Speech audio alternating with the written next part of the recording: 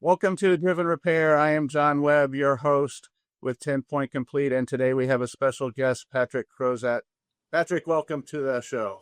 Thanks, John. Appreciate it. Hey, it's been a little while, so I wanted to catch up with you and get some information about your journey and maybe start. I know it's a family business, and I see in the trade press how well you guys are doing. So maybe just take us through a little bit of the history of your personal journey and the family journey. Sure. So I guess I'll probably start with the family journey and work up to when I got into it. So Dad started the company back in 1972. For that, he went into the Air Force, high school dropout, 17 years old, married his high school sweetheart, and had two kids. And the Air Force gave him a paint gun and had him painting the motor pool in the Air Force. So he did that for a couple of years. And what do you do when you're 19 years old? You get out of the Air Force and all you know how to paint things. So he went to a local body shop down in Merced, California, called Rich's Auto Body, and they taught him how to actually mix colors. All he knew how to paint was OD green and gray. So then he learned how to mix colors and paint cars, and he just had a passion for it. So after years of working there, it's where he kind of found his goal of where he wanted to be in this world. And also the guy that mentored him, Leonard Rich, was like a father figure to him and gave him kind of goal what he wanted to become someday. So he went to Santa Rosa, where he's from, and went to work for a little dealership body shop. And the owner of that dealership was the most ethical guy back in the 70s. And so my dad and the lead body tech both quit and opened their own shop across the street. So that's why it's G&C Auto Body. People always ask that. So the G was Leo Gassel, the C is Gene Crozat, and they worked together for about 5 years. And Leo Gassel was a lot older than Dad and wanted to sell and retire, and so he did that. And Dad just didn't want to redo the paperwork and change the name. It already had a reputation. So then my dad built his dream shop in Santa Rosa that I think people have seen some photos from there back in the 90s when there was a recession there. And then he had kids get in the business. So my brother Sean was the first one, and then my brother Josh, and then me, and us three boys started working through the business. And brother Sean wanted to grow the business, so Dad said, "Okay, go ahead and do it." So Sean started opening up shops, and we had sat at three shops for a long time, and then we started adding a shop or two a year. My brothers and I, all out of high school, went straight to the family business. So uh, when we were kids, we were working at the shop, sweeping floors, washing cars, doing whatever, working during the summers, and then full time the day we all graduated high school. So I got into this back in 2003 full time, and we all worked our way from the bottom, from washing cars to being a CSR, to being an estimator, to being a manager, to being a regional manager, and just kind of moved up those ranks. So my brother Sean's the CEO of the company, and I was the chief operations officer until a year ago, and kind of stepped down from that, and now I'm doing all of our mergers and acquisitions and growth. I've got two little kids. I've got a 3-year-old and a 1-year-old. I've worked hard enough for long enough, so I gave it to my right hand guy, who's our COO of the company now, and he's smarter than me anyways. So he's the best guy for the job. So I'm so happy that he's in the role, and his guy that works for him is phenomenal too. And they're just doing a killer job running operations. And so now they make all the money, and I get to spend the money as we grow Oh, the company. well, that's perfect. And I think that's the mark of a great leader. You always hire people more intelligent than you are. And that's been my motto for a long time. And it's not difficult to do in my case, but certainly a great, um, family story. And how many locations are you at now? And as you're in the M&A kind of space, maybe talk a little bit about what the future may look like. Yeah, yeah. So we have 60 operational locations, which is really cool because that 60th one that just opened this month was Rich's Auto Body, the shop my dad started at. Is that right? So yeah, so I purchased the shop my dad started at when he was 19. So 60 operational right now. We've got at least 10 locations on the way. Last year we opened up 13 locations last year. This year will probably be closer to 20 locations this year that'll open. So it's a full-time job, and it's going further and further out. So we're going to be expanding out to outside of California now into other states. Um, so, and we plan to double the company size by 2032. Well, that was going to be one of my thoughts there is that you, you're probably plenty busy with the M&A role at that point because of the growth that you guys are experiencing. And I know a lot of people that are going to watch this are going to be, at least somewhat familiar, but that's great to know the some of the future plans. But go over a little bit about your, I guess, when I look at pictures or videos online of your facilities, they really look impressive. They look like maybe the entrance to a golf club or something like that. Talk about, it's seriously, I don't know that there's anything really comparable to it, at least at the scale that you guys are at in the industry. What's kind of your philosophy of that initial impression of a bricks and mortar facility? Yeah. So again, I appreciate the compliment. We have some facilities that are absolutely just stunningly gorgeous, and we have some that aren't. I'll be honest there. So, my dad, he had a large passion for just construction, architecture, and everything, and he loved the Spanish, you know, vibe of architecture and cap and pan tile roofs and stucco. And so we have many facilities like that our dad built and designed. And that's, I think, where we're really known for that kind of architecture like you're talking about. A lot of our newer facilities are more, I would say, streamlined, just clean, efficient, corporate office looking kind of. It's costs a lot of money to build facilities like the ones dad did, especially now today, right? Yeah, well, it is a challenging market, and I was going to get into that as well, as far as your ability to, I guess, attract loyal customers and repeat business, and really just the market in general. I don't know that. I mean, you're clearly an MSO, but you're a family run, independent MSO, and certainly there's a lot of large players out there. So, how do you kind of position yourself to compete with the competition, and also the market, which is challenging with in general claims being down and deductibles being up, and totals being up, and just the general market landscape? Great question, John.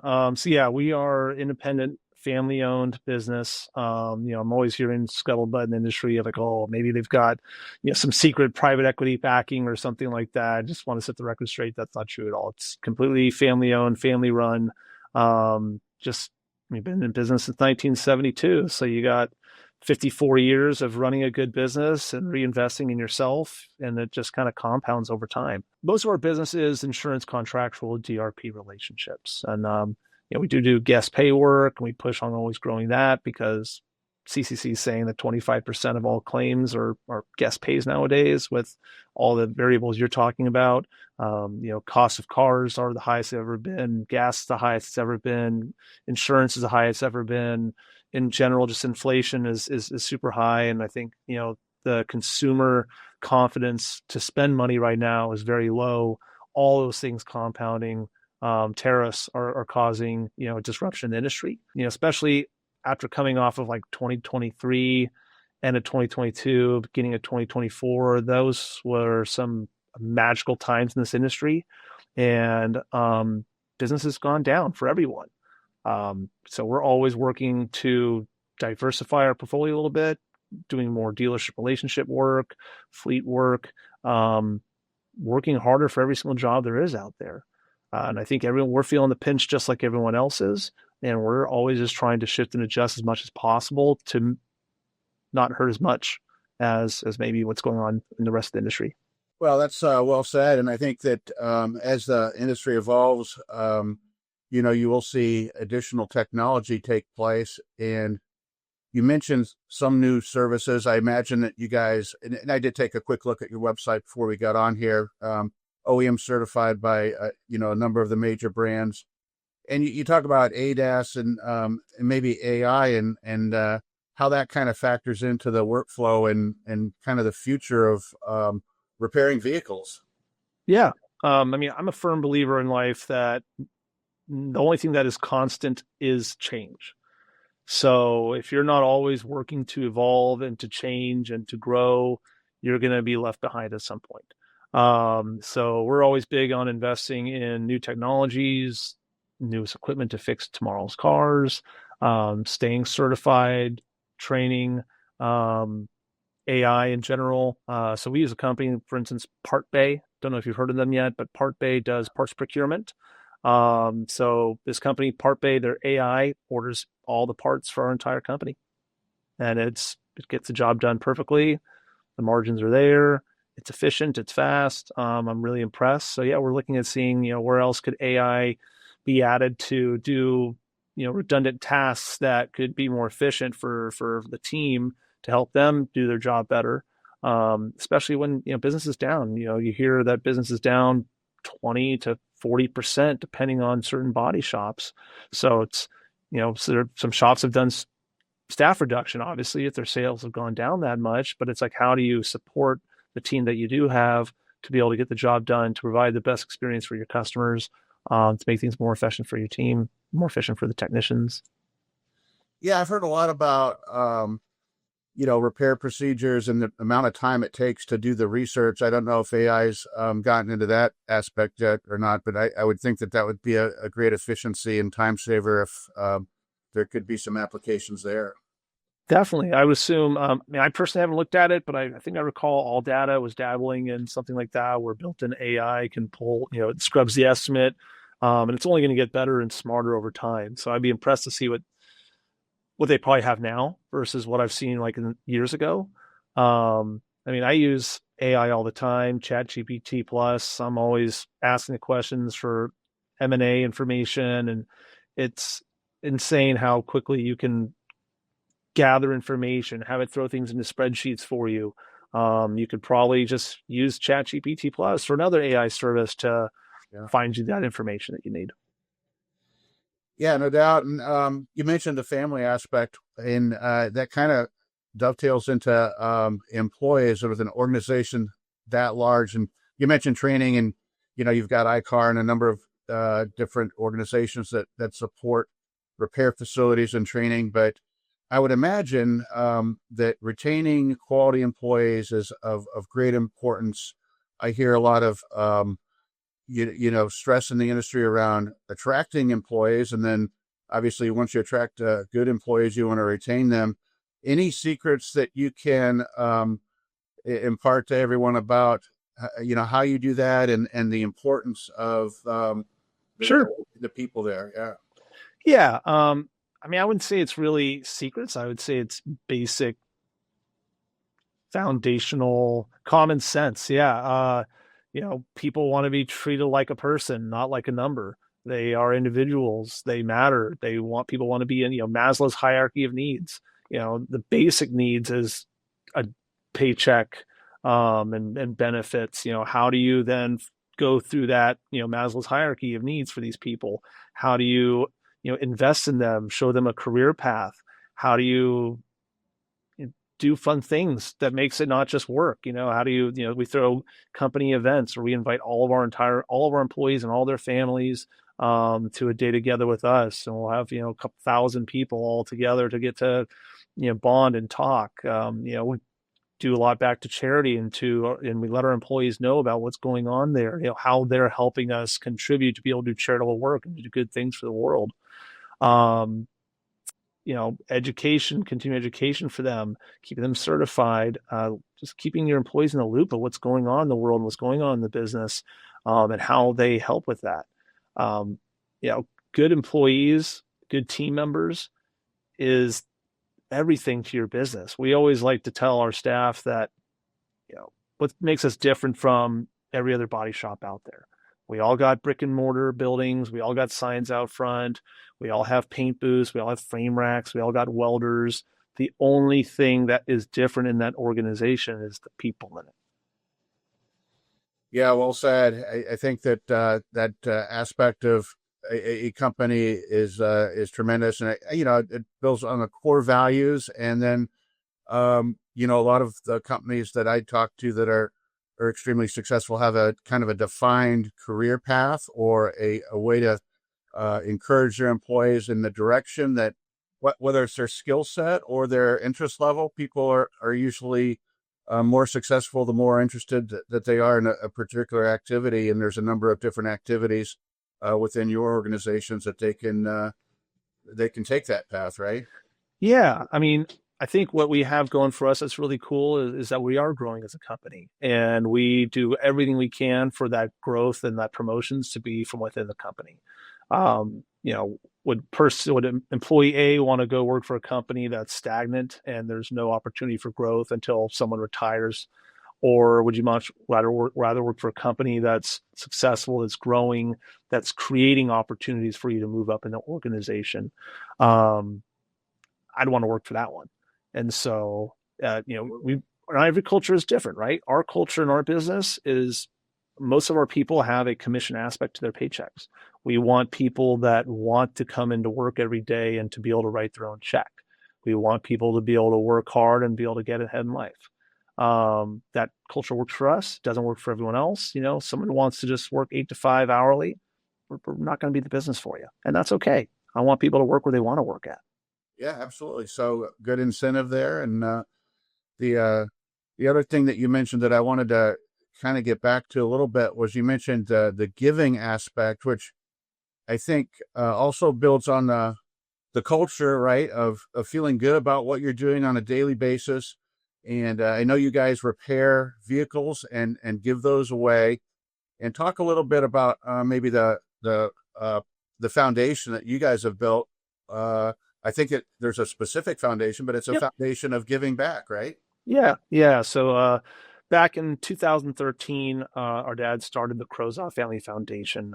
He loved people and he loved cars, and he goes, "Well, this is what I do. How can I help people with what I love to do?"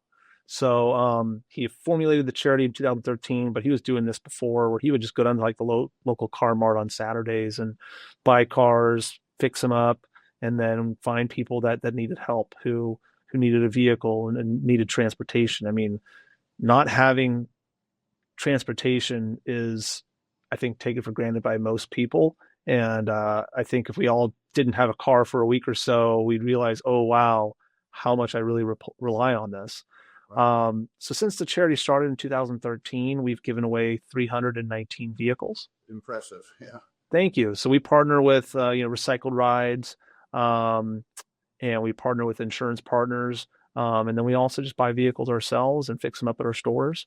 So we just did like an event with Allstate Insurance where we gave away 6 vehicles that they donated to us. We did another big event with USA previous in the year. So yeah, we have multiple insurance partners that really help us with sourcing vehicles and sourcing people and help. Well, that's really a positive aspect to a work environment, and a great place to, I think, wrap up here. And any final thoughts from you, Pat, on you've mentioned the future, but anything that we haven't covered that you want to comment on? Yeah, just say a word of advice to all the other body shops out there. I know it's hard right now. I believe someday it's going to turn around. When? I have no idea. This is the time when times are tough for you to hunker down, for you to really fine tune your business, to work through all your processes, to fight for every job out there, to be looking for different opportunities for your business, to grow it. And when business does rebound, if it does, come back 10, 15%, you're just going to come out of this better and stronger. That is great advice on downturns, to use that time wisely and to refine your processes. And Patrick Crozat, I truly appreciate your insights and your leadership in the industry, your family's leadership in the industry. And, thank you for being here today. If you've enjoyed the podcast, please hit us up on Spotify, Apple, those types of platforms, and appreciate everything you do, Patrick. Thanks so much. Thank you, John. Be well.